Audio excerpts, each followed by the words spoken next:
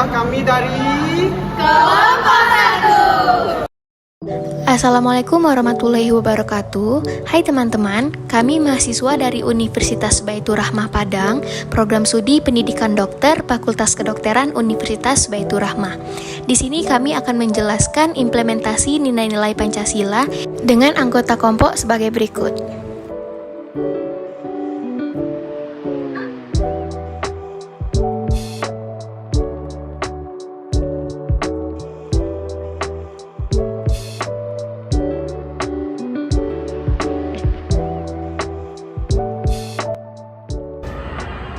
Baiklah, saya akan menjelaskan tentang mengimplementasikan Pancasila dalam ideologi bangsa. Ideologi Pancasila adalah suatu gagasan, pemikiran, dan norma yang secara real harus dilaksanakan dalam kehidupan sehari-hari bermasyarakat, berbangsa, dan bernegara dengan sifat sebagai ideologi yang terbuka. Selanjutnya, sebagai ideologi yang terbuka, Pancasila memiliki keterbukaan, keluasan yang harus diterima dan dilaksanakan oleh seluruh golongan yang ada di Indonesia. Selanjutnya yaitu Pancasila sebagai ideologi nasional yang memberikan yang pertama wawasan, yang kedua azas, yang ketiga pedoman normatif yang dijabarkan dalam dua, yaitu yang pertama norma moral, yang kedua norma hukum. Selanjutnya implementasi Pancasila di bidang politik. Memandang Indonesia sebagai satu kesatuan wilayah meliputi yang pertama tanah, yang kedua air, yang ketiga laut, dan yang keempat udara. Contoh dari implementasi Pancasila dalam politik yaitu sebelum reformasi MPR adalah atau lembaga tinggi negara, sedangkan setelah reformasi MPR setara dengan lembaga negara lain.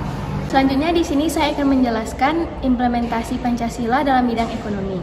Secara garis besar, sistem ekonomi Pancasila merupakan sistem ekonomi yang berasaskan kekeluargaan dan disusun sebagai bentuk usaha bersama.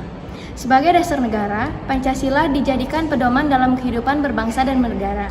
Oleh sebab itu, sistem ekonomi yang dianut negara Indonesia juga harus dijiwai oleh ideologi Pancasila.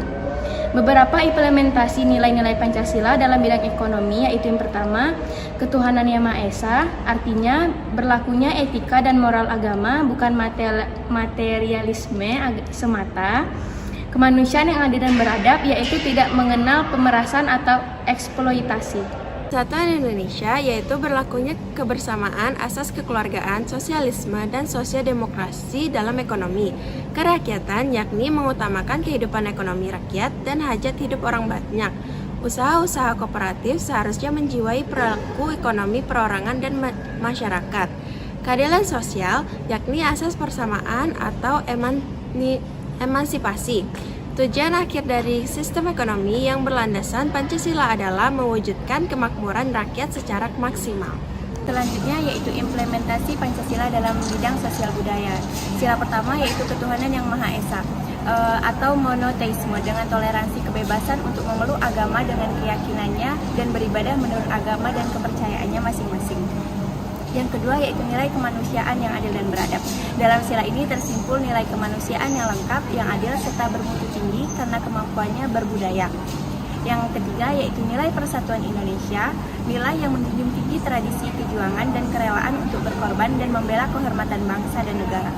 Yang keempat, nilai kerakyatan yang dipimpin oleh hikmat kebijaksanaan dalam permusyawaratan perwakilan, di mana dalam sila ini diakui bahwa negara Republik Indonesia menganut asas demokrasi yang bersumber kepada nilai kehidupan yang berakar dalam budaya bangsa Indonesia, di mana perwujudan atas demokrasi ini dipersepsi sebagai paham kedaulatan rakyat yang bersumber kepada nilai kebersamaan, kekeluargaan, dan kegotong royongan.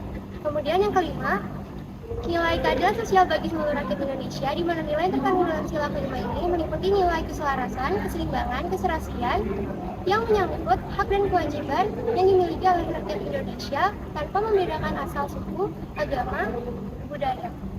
implementasi Pancasila dalam bidang pertahanan dan keamanan. Yang pertama itu sila ke-1, pertahanan dan keamanan bertujuan untuk mensejahterakan kehidupan. Yang kedua, sila kedua, pertahanan dan keamanan negara harus sama di mata hukum. Sila yang ketiga yaitu pertahanan dan keamanan harus ditujukan untuk mempersatukan seluruh rakyat Indonesia. Kemudian sila yang keempat yaitu pertahanan dan keamanan harus mengakui adanya persamaan derajat hak asasi manusia dan persamaan perbedaan pendapat. Untuk sila yang kelima, pertahanan dan keamanan harus ditujukan untuk keadilan sosial bagi seluruh rakyat Indonesia. Baiklah, di sini saya akan menjelaskan implementasi Pancasila tentang hak asasi manusia (HAM). Setiap manusia memiliki hak dan martabatnya masing-masing yang sudah melekat sejak lahir. Hak yang dimiliki ini tidak bisa diambil oleh orang lain, dan orang lain memiliki kewajiban untuk menghargainya. Sila pertama yaitu saling menghormati antar agama yang berbeda merupakan bentuk pertama Pancasila. Yang kedua, bersikap adil kepada masyarakat, berperlindungan banyak, berpenghidupan yang banyak, mengembangkan sikap saling mencintai antar sesama manusia. Dan sila ketiga yaitu ikut serta dalam membela negara dan bangsa, menempatkan kepentingan bangsa di atas kepentingan pribadi. Pada sila keempat, yaitu mengutamakan musyawarah menjadi salah satu penerapan sila keempat Pancasila dalam hak asasi manusia. Dan yang kelima, pada sila kelima, memiliki hak untuk mendapatkan jaminan sosial dan mendapatkan pekerjaan dan perlindungan dari pemerintah.